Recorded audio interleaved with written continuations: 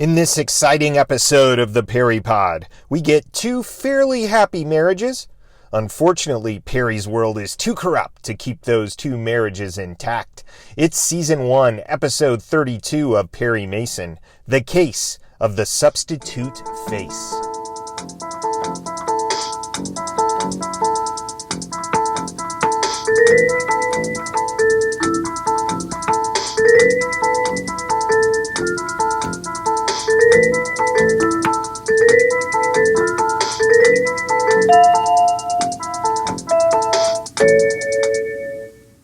Welcome to the Perry Pod.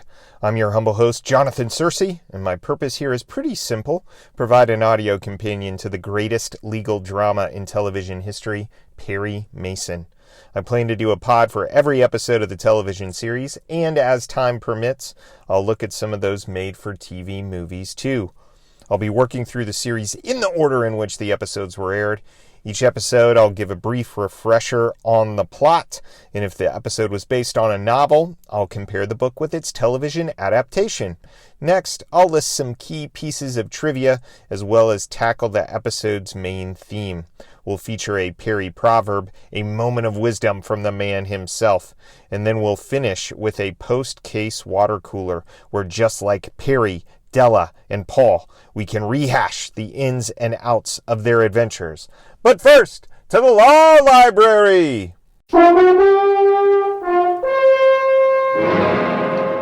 Each episode in the law library, we return to prior cases to refresh our memories about Perry's past so we can find fresh precedents for future cases. The case of the substitute face contains some classic tete-a-tetes with Hamilton Berger, and it's a good opportunity to survey Berger's assessment of his frequent legal sparring partner. Inside the court, Berger's all business. Perry is simply known as defense counsel. Your Honor, does counsel for the defense presume to know more about ballistics than Mr. Redfield, a recognized expert? But even in their opposition, they find points of commonality. Remember when Berger lets Perry go after attorney Ralph Duncan for playing fast and loose with legal ethics? Apparently the witness expects me to interpose an objection. If it pleases the court, the state does not object to Mr. Duncan's answering this question or any like it bearing on the conduct of attorneys. Neither Perry nor Hamilton want to see the law profession's reputation torn to shreds. In the case where Hamilton brought Perry to trial... Ladies and gentlemen of the jury, you've just heard the testimony of Detective Myers. It completely contradicts the testimony of the previous witness. I therefore ask you to bring in an indictment for perjury against Perry Mason. He ended the episode getting chummy with his opponent and taking one of Perry's classic punchlines squarely on the chin. Well, under the circumstances, the least I can do is to buy your lunch. All right, if you insist. I do insist. Amy! One order of crow for the gentleman. Gardner didn't even try to have Berger and Mason make nice. The Berger of the novels is a ham-fisted know-it-all who Mason constantly pummels in the courtroom and then leaves in a heap piled on top of Berger's shattered case. Mason rarely, if ever, exposes the case's true murderer in court simply to spite his adversary. Maybe that's what TV Hamilton respects about Perry. It's not personal, it's justice. And now, without further ado, let's get to the plot of our new episode. The Case of the Substitute Face. Carl Hauser, a mild-mannered accountant, opens the episode by quitting his job and stuffing a bunch of bills into his pants before he walks out the door. Oh, I heard about your leaving, Mr. Hauser. I'm really sorry to see you go. Oh, thank you, Martha.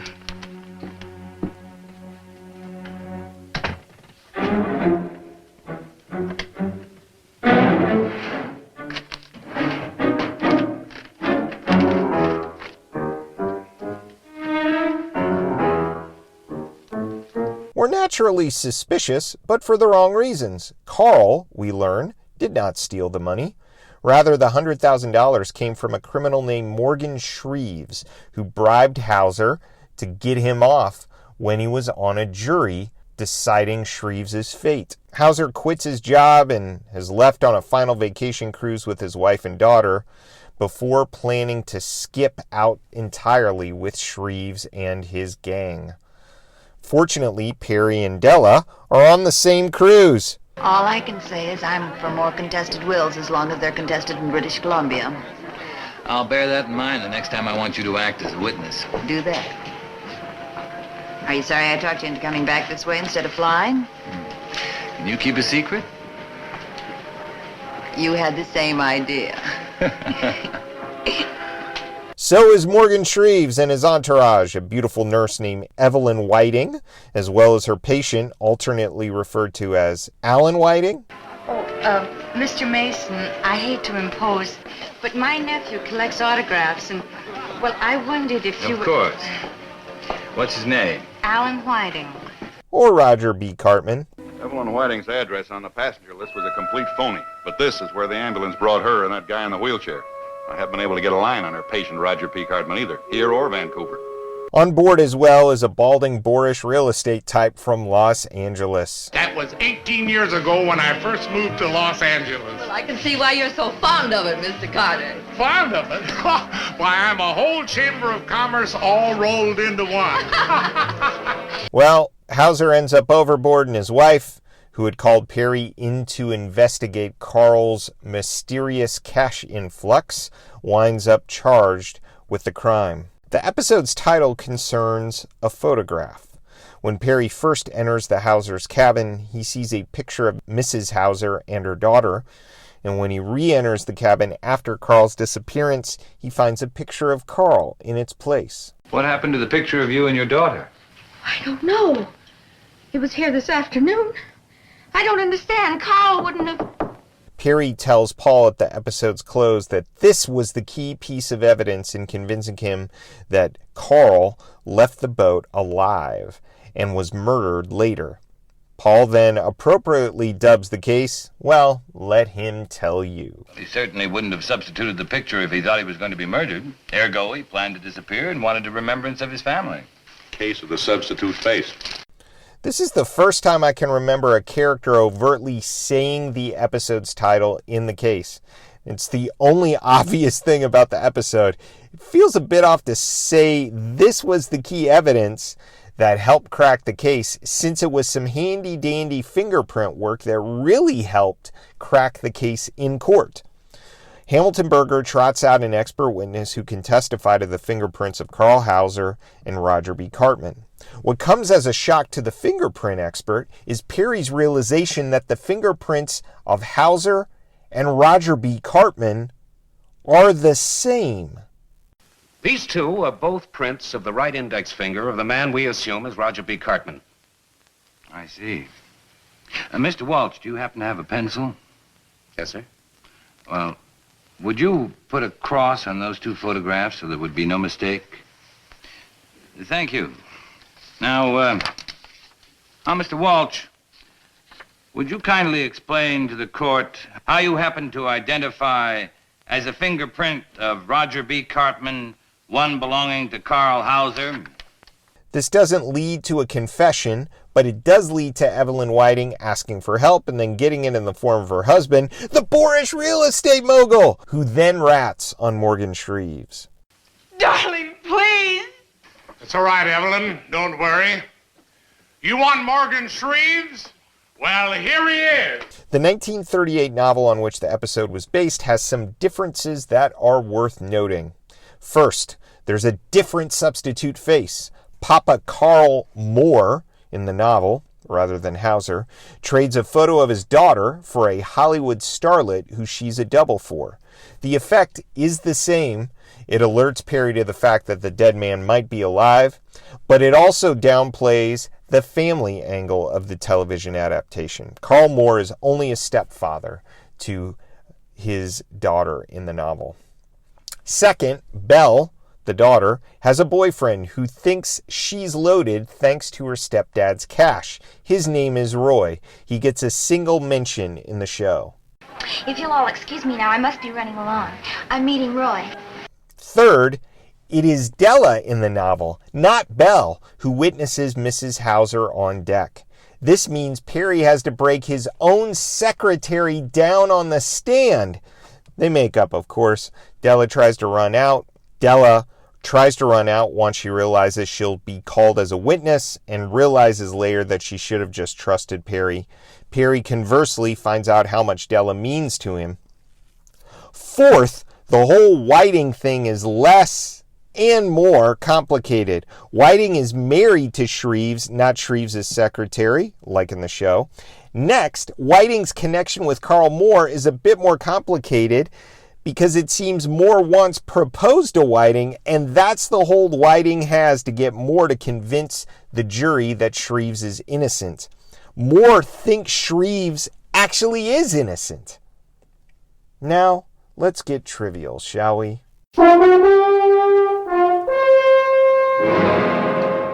Each episode in our trivia section, I give you 3 takeaways. A Paul is a subject worth investigating more, a Della is something about a particular character in the story, and a Perry is something we learn about our intrepid hero. Our Paul this episode concerns territorial waters. First, Perry invokes California territorial waters to keep the ship captain off of his client. In just a minute, Captain. Aren't we in California territorial waters? Later in court, he reverses course to try to delay the trial. Your Honor, I believe the court has no jurisdiction of this case. The alleged crime was committed on the high seas on a vessel owned and operated by a British company. If a crime was committed on the high seas, then the jurisdiction would be in Great Britain. Our research prompt then. How exactly do territorial waters work? Where do American territorial waters begin and Canada's end? What cruise ships sailing then or now in the Pacific would be owned and operated by Great Britain? Was that just specious arguing on Perry's part? Our Della this episode concerns Lorraine Tuttle, the actress who portrays our defendant. It's Carl. Oh, why did he do it? Born in 1907 in Pleasant Lake, Indiana, she moved to Southern California with her family and put in time at the Pasadena Community Playhouse. Yep, the very same one that Lenore Shanewise, our Della from The Case of the Fiery Fingers, worked at for so many years. Tuttle's most lasting impact came on radio, where she debuted in 1936. At the height of her radio career, Tuttle was appearing on 15 shows a week. In the 1950s, Tuttle began appearing on television in small supporting roles, racking up 100 credits.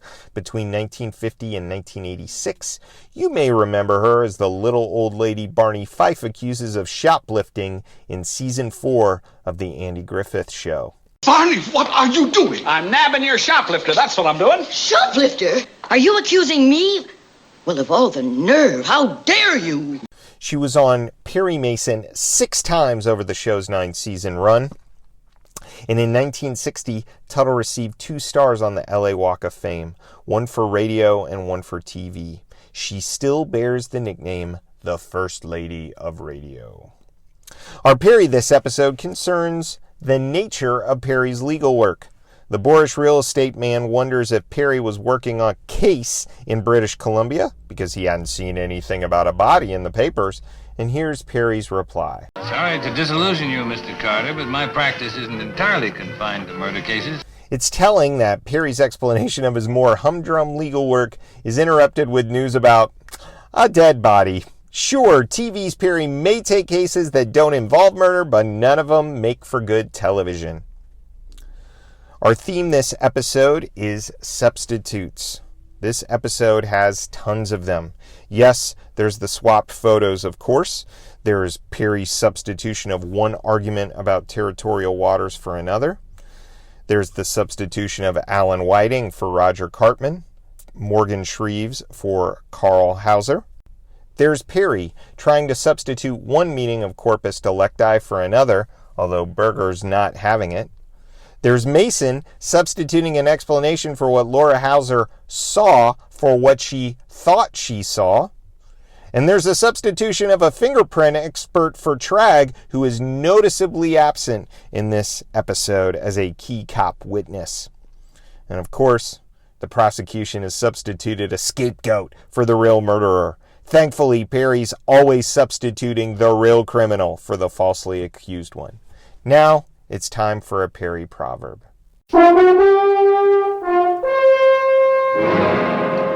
What is devious about the prosecution's case, in the case of the substitute face, is that it rests almost entirely on the testimony of Hauser's daughter, Laura. When Perry quietly pulls apart her eyewitness account, he concludes with this. You made a very human mistake, Laura. You put 2 and 2 together, it just came out 5. The camera cuts back and forth between a crying mother and crying daughter. The scene deserves praise, especially when juxtaposed with the confession of Vicki Baxter in the case of the fiery fingers. William Russell's restrained hand leaves us haunted, not through what it says, but through what it leaves unsaid. This stark exchange attempts to capture the emotions of a young woman dealing with the death of her father and the prosecution of her mother. Even when Perry's families are happy, they end up involuntarily tearing each other apart. Coming out 5, indeed. Now, let's grab a swig from the water cooler. You know, there is one thing I don't understand. Go on, Paul. Thanks for everyone's patience. My school schedule this semester has put the pod on hiatus for a while, and I hope new episodes will be released with greater speed. Our Paul research prompt from the last episode concerned legal fees. What was the standard charged by a lawyer for a case in 1958? A book called The Survey of Current Business Records shows that the median income for a big city lawyer circa 1954 was $14,500. If we think Perry was one of Los Angeles's best, then the dude might have been pulling down as much as $30,000 a year. That's a little over $250,000 in today's coin. Now, my Aunt Myra put on her detective hat and located some good sources about standard legal fees and billable hours. Up until the 1960s, lawyers did not charge clients for billable hours. There were standard prices for legal fees, which were uniform among firms. But the Committee of the American Bar Association released a pamphlet in 1958, the same year that the case of the fiery fingers came out, called The 1958 Lawyer and His $1938. Here's Adam Davidson of the New York Times explaining that pamphlet's importance.